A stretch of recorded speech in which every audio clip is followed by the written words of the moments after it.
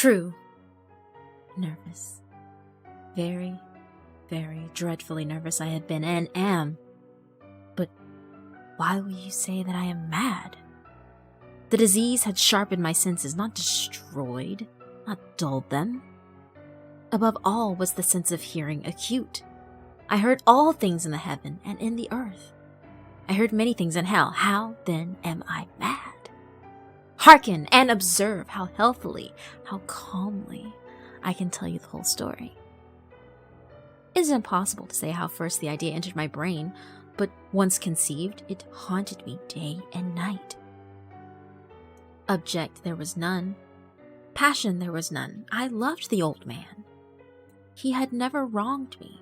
He had never given me insult. For his gold I had no desire. I think it was his eye. Yes, it was this.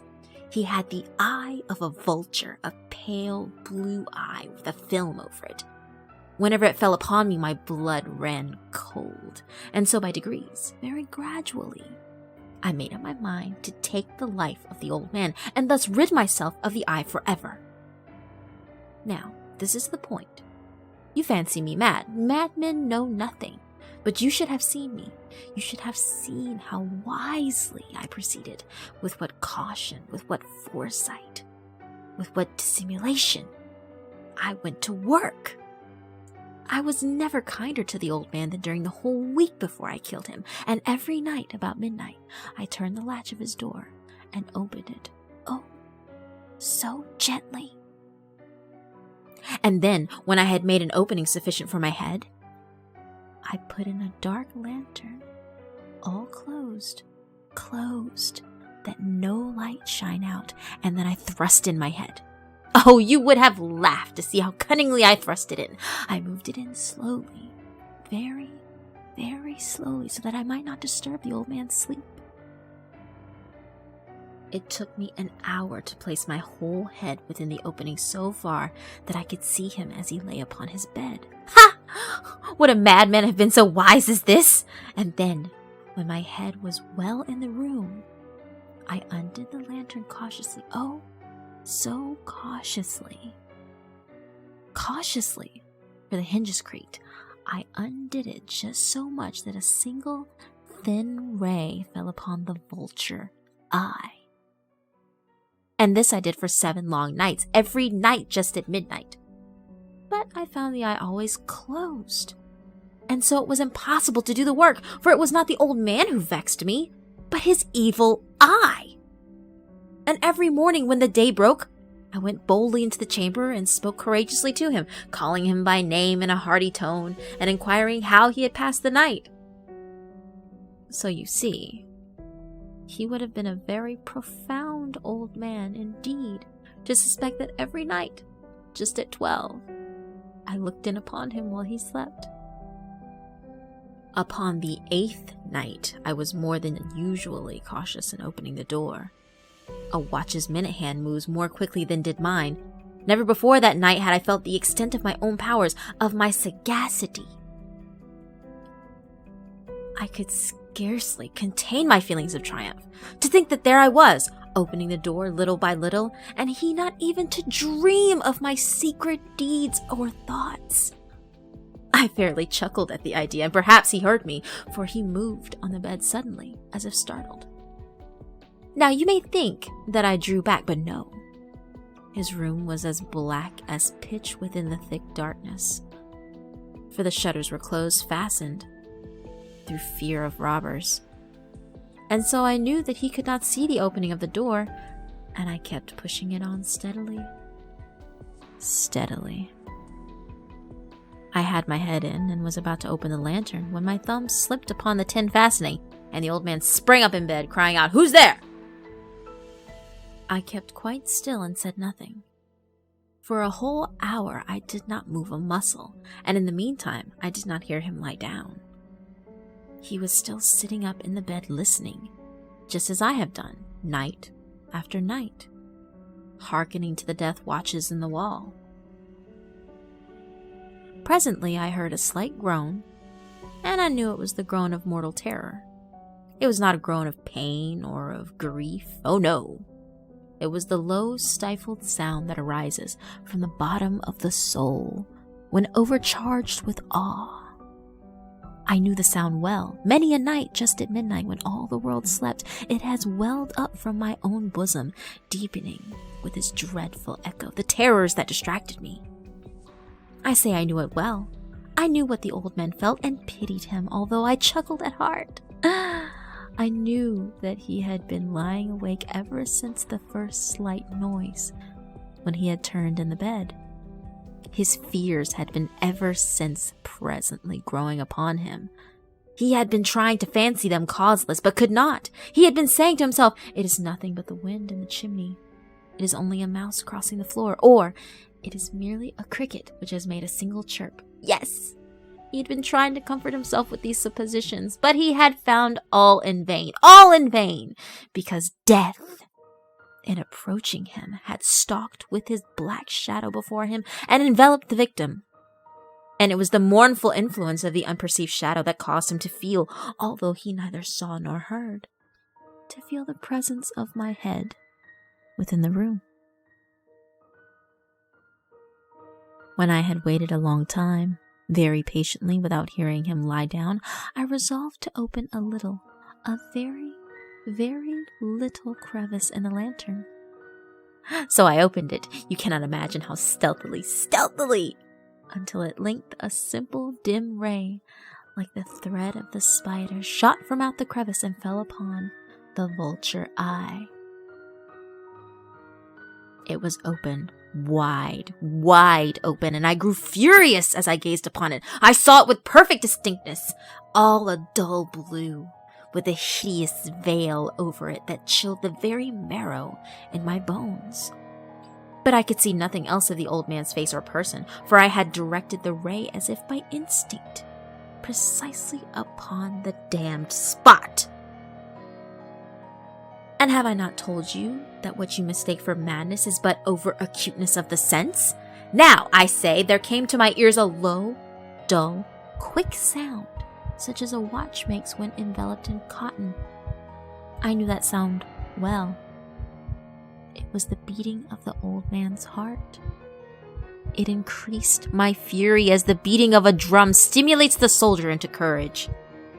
But even yet I refrained and kept still. I scarcely breathed. I held the lantern motionless. I tried how steadily I could maintain the ray upon the eye. Meantime, the hellish tattoo of the heart increased. It grew quicker and louder every instant. The old man's terror must have been extreme. It grew louder. I say louder every moment. Do you mark me well? I have told you that I am nervous, so I am. And now at the dead hour of the night, amid the dreadful silence of that old house, so strange a noise as this excited me to uncontrollable terror. Yet, for some minutes longer I refrained and stood still. But the beating grew louder. I thought the heart must burst, and now a new anxiety seized me. The sound would be heard by a neighbor. The old man's hour had come. With a loud yell, I threw open the lantern and leaped into the room. He shrieked once only.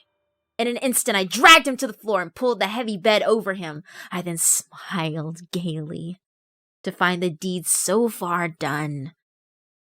But for many minutes, the heart beat on with a muffled sound. This, however, did not vex me. It would not be heard through the wall. At length it ceased. The old man was dead. I removed the bed and examined the corpse. Yes, he was stone dead. I placed my hand upon the heart and held it there many minutes. There was no pulsation. He was stone dead. His eye would trouble me no more. If still you think me mad, you will think so no longer when I describe the wise precautions I took for the concealment of the body. The night waned and I worked hastily but in silence. First of all, I dismembered the corpse. I cut off the head and the arms and the legs, and then I took up 3 planks from the flooring of the chamber and deposited all between the scantlings. I then replaced the boards so cleverly, so cunningly, that no human eye, not even his, could have detected anything wrong. There was nothing to wash out, no stain of any kind, no blood spot whatsoever.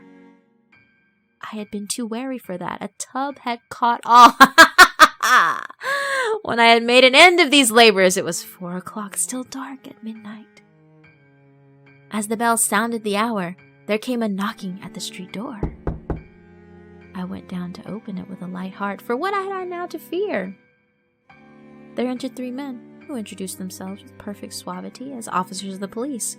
A shriek had been heard by a neighbor during the night. Suspicion of foul play had been aroused. Information had been lodged at the police office. And they, the officers, had been deputed to search the premises. I smiled, for what had I to fear? I bade the gentleman welcome. The shriek, I said, was my own in a dream. The old man, I mentioned, was absent in the country. I took my visitors all over the house. I bade them search well.